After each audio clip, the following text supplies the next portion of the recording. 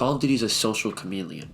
What do I mean by that? Call of Duty has been kind of copying trends. Call of Duty has been proven to be a trend copier and not a trend setter. The first prominent instance I can really see is back in 2016. Overwatch won Game of the Year in 2016, and it was a hero type 6v6 shooter. Guess what Call of Duty had in 2016? A 6v6 hero shooter, or specialist. Specialists had special weapons or abilities that would alter the game, whether you could have a flamethrower, or you could have any bees, or you could have Wolverine claws basically, or you can turn invisible, whatever it was. These were very similar to Overwatch's heroes and abilities. They didn't like copy heroes, they took inspiration from it, followed the trend at the time in 2016 that was a hero shooter. And another example you can kind of go with is in 2015, Titanfall with Advanced Warfare. Advanced Warfare saw what Titanfall was doing when it first released in 2014. Hey, we like this jetpack advanced movement stuff. Call of Duty copied that for the next 3 years with Advanced Warfare, Black Ops 3, and Infinite Warfare. And I know what you're saying. There's no really evidence or anything to really back this up. Sure, there may not be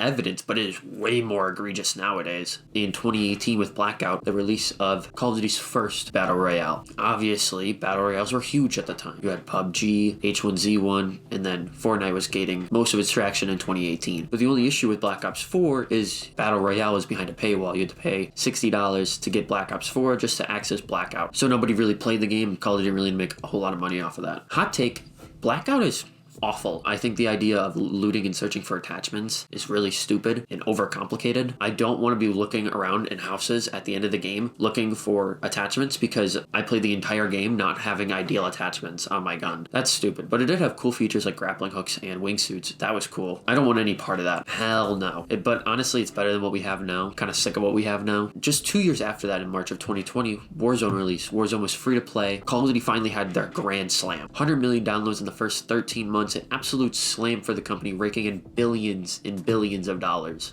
But COD didn't obviously come up with the idea of Battle Royale. It only saw the popularity of how those games were performing and leached onto it. It was kind of like those kids back in school that would leech onto the popular kids group and just like try their hardest to be popular. Call of Duty did work because it got 100 million downloads in 13 months.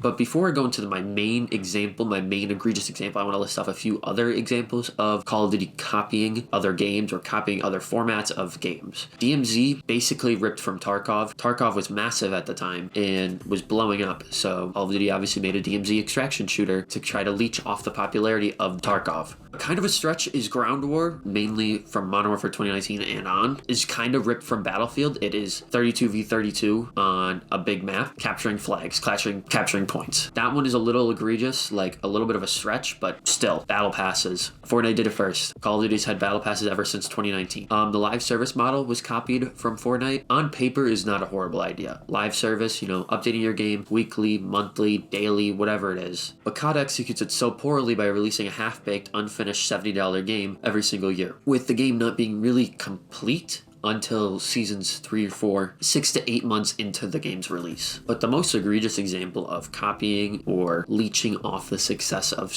another company doing something is crossovers. Call of Duty's first real crossover attempts were with Mike Myers or Predator in like maps. They were like little Easter eggs / cameos, and they really weren't all that promoted that much. Fast forward to 2019, or Modern Warfare 2019, the Halloween event, it had Leatherface and it had Saw. Nothing much to those, it was just bundles in the game to promote Call of Duty's Halloween event. I think when the crossover promotes the thing Call of Duty has going on in-game is when the crossovers benefit the most, or is when the crossovers see the most success. Because everybody loves the Halloween events in Warzone. Everybody loves those. Those are a smash hit every single year. And then fast forward to 2021 with Black Ops Cold War, you had Ghostface and Donnie Darko, and you had Scream Deathmatch, and then you had another Ghost Halloween mode that had Scream in your ear. That one I would say is like the perfect level of collaborations because you could still kind of consider it a Call of Duty event, but with Ghostface and Donnie Darko in it. They're not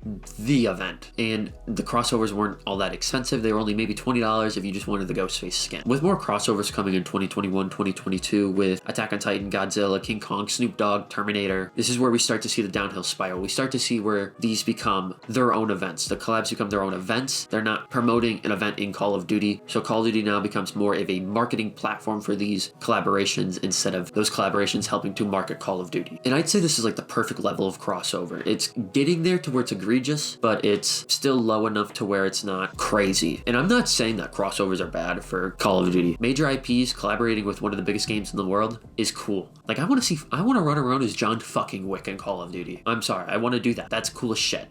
It's the issue of what they're doing now, which seems to kind of made it so they've fallen off the track and lost their identity. And the main egregious one I want to talk about is now Black Ops 6 Teenage Mutant Ninja Turtles collaboration. At first glance, it looks cool. Fun game modes and multiplayer, if the servers would obviously work properly. Fun, cool skins, fun Teenage Mutant Ninja Turtles skins. And then an event pass. Event pass is, on paper, not horrible, but not ideal. But the issue comes is COD is starting to do too much. They're doing what they saw what Fortnite was doing and flat out copied it. These collaborations are now being their own event. But Fortnite, when they do it, they knock it out of the park almost every single time. Godzilla, when they did Teenage Mutant Ninja Turtles, you would pay no more than $45 for all the Teenage Mutant Ninja Turtles skins, event passes, no more. There was mythic weapons inside Battle Royale that were fun and game altering. But the issue with Call of Duty's Teenage Mutant Ninja Turtle collab is there's no mythic weapons in the game to alter the gameplay in normal Battle Royale. To get everything you want in the Teenage Mutant Ninja Turtle collab, you have to pay $87 for your 4 Teenage Mutant Ninja Turtle skins, your event pass. It's ridiculous. $20 for each turtle is ridiculous.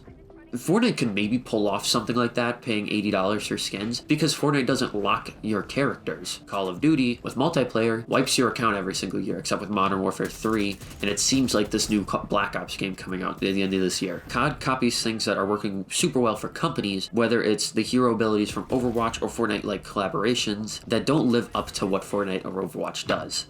If Fortnite wants to do a collab above and beyond, they can and they will. COD lacks on execution, is therefore losing its identity because it just feels like a marketing platform for collaborations at this point, with the game being in a broken state and being unplayable, and we have Verdansk coming out and the game's more broken than ever and unplayable than ever. Copying and therefore never being able to come up with their original ideas for their own, they can never really say they, came up with something. They may dominate a genre of games such as first-person shooters, but they will never be able to say they really own that they really came up with something original. Unfortunately, if COD continues down the path of copying with poor execution, it's only a matter of time before another first-person shooter rises to the top. And it's bound to happen at this point. And that's all I got. I thank you so much for watching this video. If you like anything that I do, hit that subscribe button. If you like this video, like the video. And I hope you have a great rest of your day, morning, evening, afternoon, whatever you have. Hope you remember that you matter, and I will catch you in the next one.